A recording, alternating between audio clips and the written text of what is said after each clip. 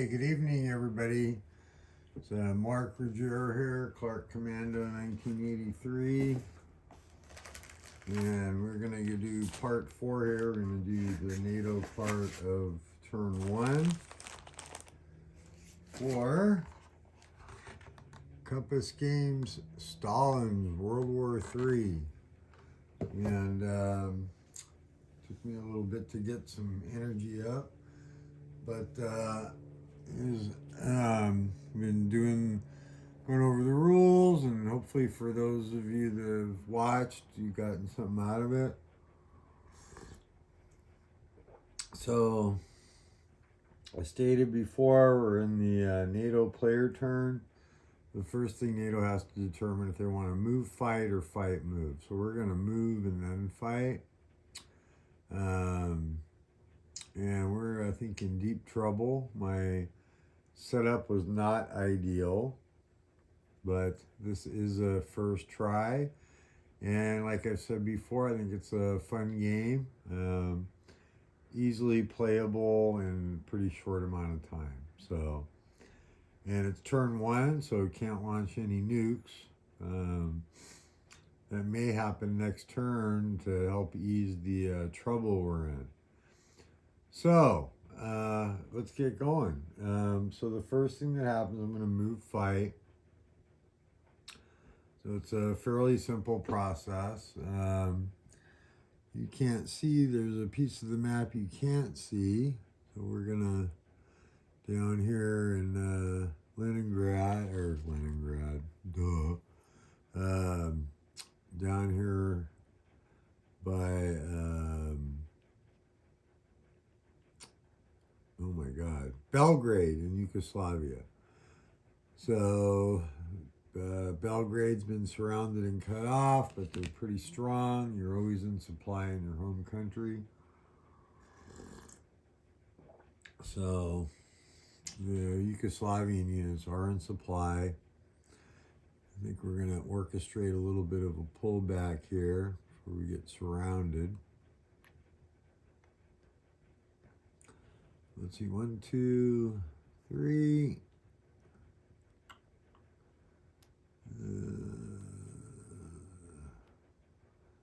1, 2, 3, 4, 5. That'd be too much.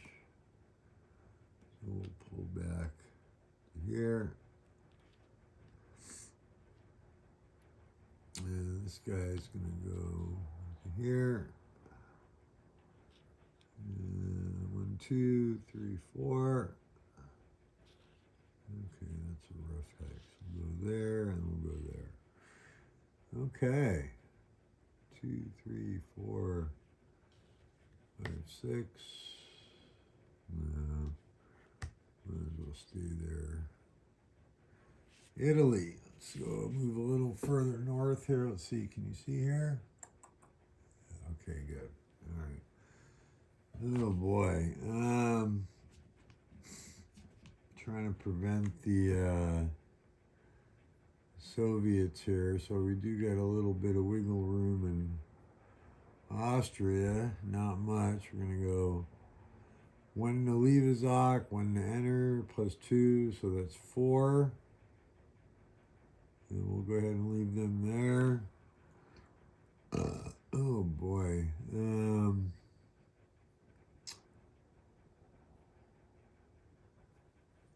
Let's see.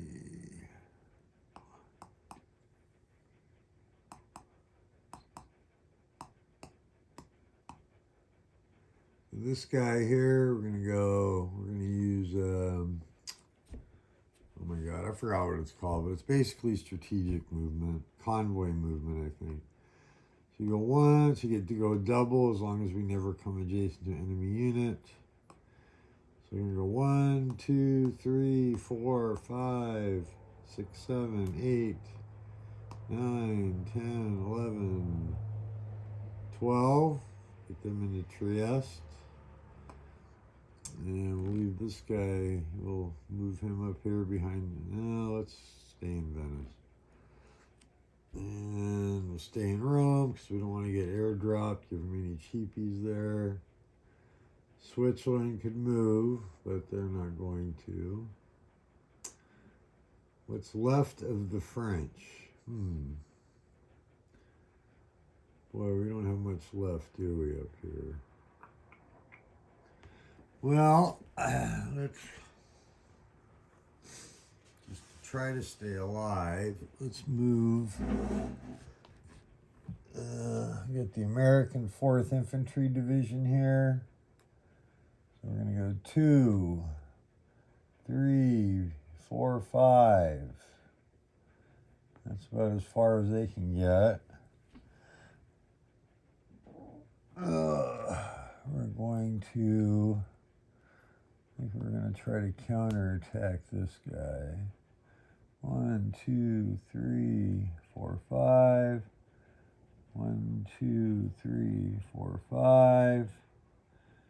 We'll stay in Munich with that guy. This guy, stay in Luxembourg City. We'll stay in Bonn. Like I said, the airdrop. This guy here, it's going to go 1 to exit the ZOC, 2, 1, 2, 3, 4, 5. Oh boy, 6. It's not too good, but it's about as far away as we can get. This guy's going to go 2, 3, 4, 5, get into the city. And if we can hold out, I think we can evacuate by sea from there. And we got here, let's see. Okay, this is a pretty good little armor group. And we're going to abandon Castle first. We're going to go 1, 2, 3, 4, 5.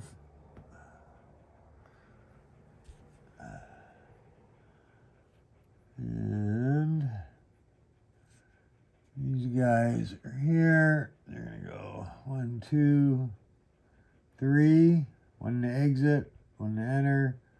1 for the clear is 3, 4, 5, and 6.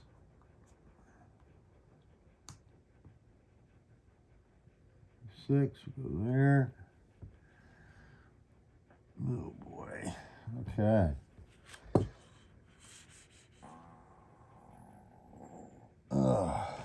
Okay. That's all my movement.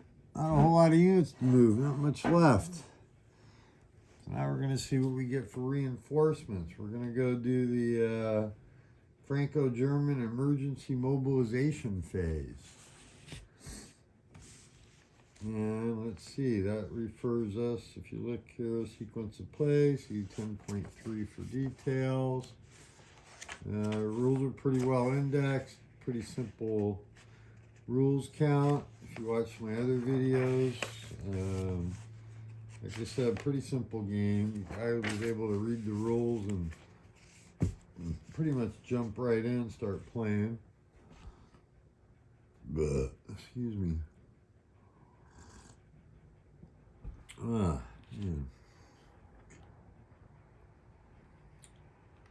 And what's going on here? Oh, we got a little bowing action on my plexiglass. I think it's because my table's a little uneven. So we'll put this back here. How about that? There we go. That helps. Okay, sorry about that. Franco-German emergency mobilization. So I'm going to roll 1 die for the French, 1 die for the West Germans. You have them round down. And then I get to blindly choose. There's a stack of units here with a bunch of question marks. The flip side's like an unknown strength. They're all divisions. Some of them are zeros, some are ones. So we're going to roll, let's see, we'll do a black die for the Germans. And I got a green die for the French.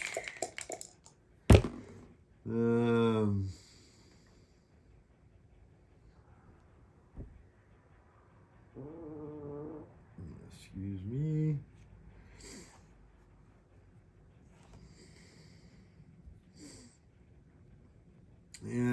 get, we're going to round down. So the French are going to get, it's a 5. So half of that is 2.5, round down. So they're going to get 2. And the Germans are going to roll the 4. They're going to get 2. Now it says draw blindly. I have a stack here, but I have no idea what they are. So they're unknown strength. So I'm not really going to mix them up or anything since I have no idea what order I stacked them in. And so you get those 2 units. They get to get placed in any city in their home country, I believe. Let's see here.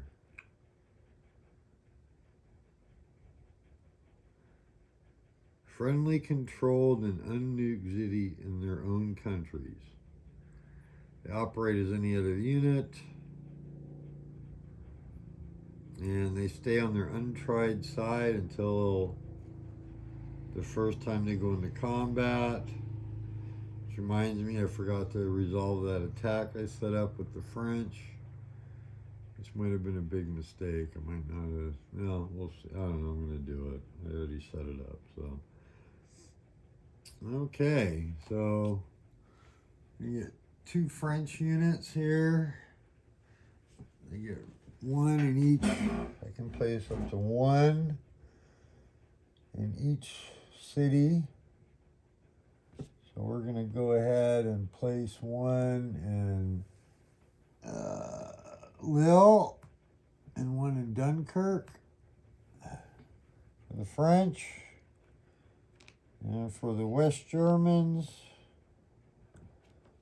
probably makes the most sense is a delaying action to place 1 in Kassel, which I know it's kind of suicidal, but that's going to slow down these stacks by 1 movement point, and we'll put 1 up here in Hamburg. So, I don't know if that's necessary. Well, shoot. Yeah, I think we're going to have to gamble and just go with that for now. Yeah, that's a rough choice. Okay, now the Americans. Let's see what they get. So they have a cup full of regimental units here. That's next on the sequence of play. After the Franco-German emergency. So now we have NATO overseas reinforcements. I'm going to roll 2 dice. I'm going to subtract 2.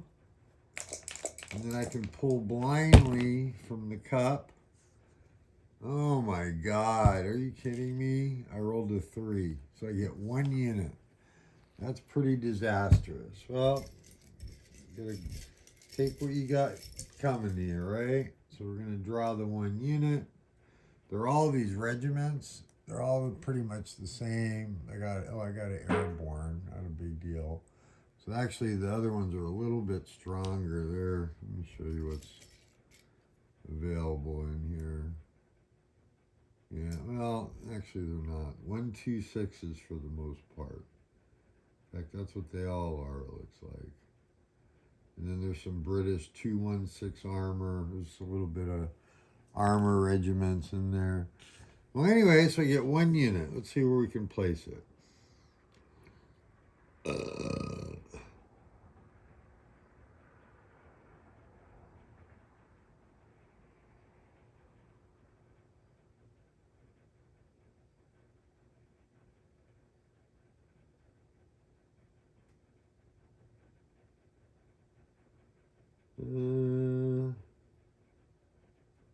Any functioning NATO supply source hex on the appropriate map.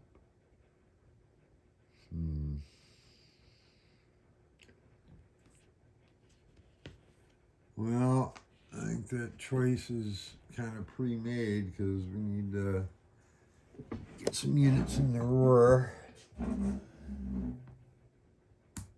we're going to place it right there.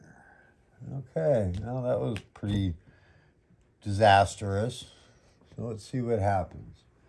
I believe that concludes turn 1. Let's double check the sequence of play.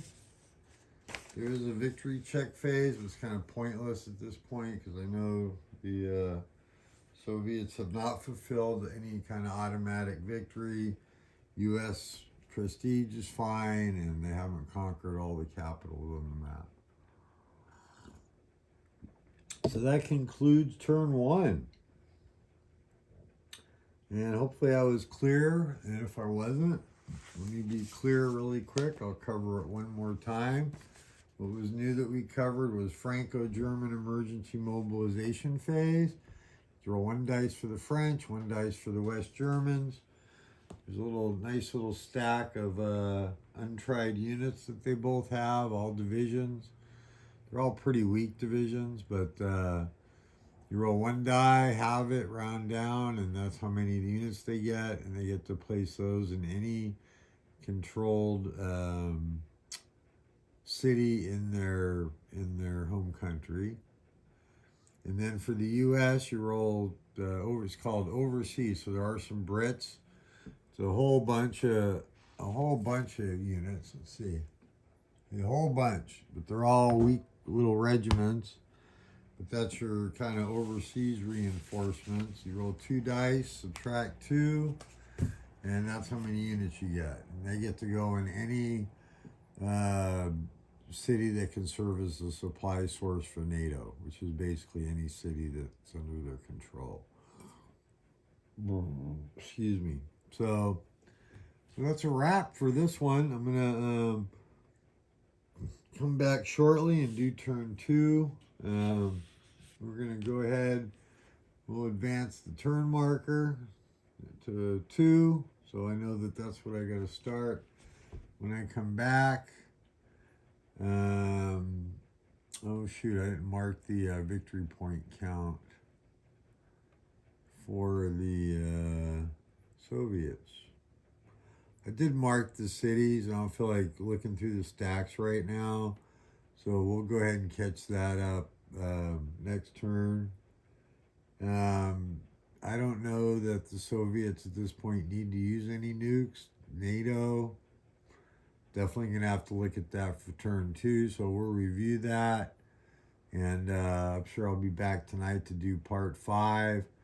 My goal is to, we'll see if I get through a whole game with this series, or I get to a point where I feel like I covered all the rules and you guys are armed with enough knowledge to bust the game out. Once again, highly recommend it. If you want a nice, playable Panzer Pusher game by Ty Bomba and Compass Games, Stalin's World War III. It's available direct from Compass. You can find, actually, sadly, plenty of copies on eBay.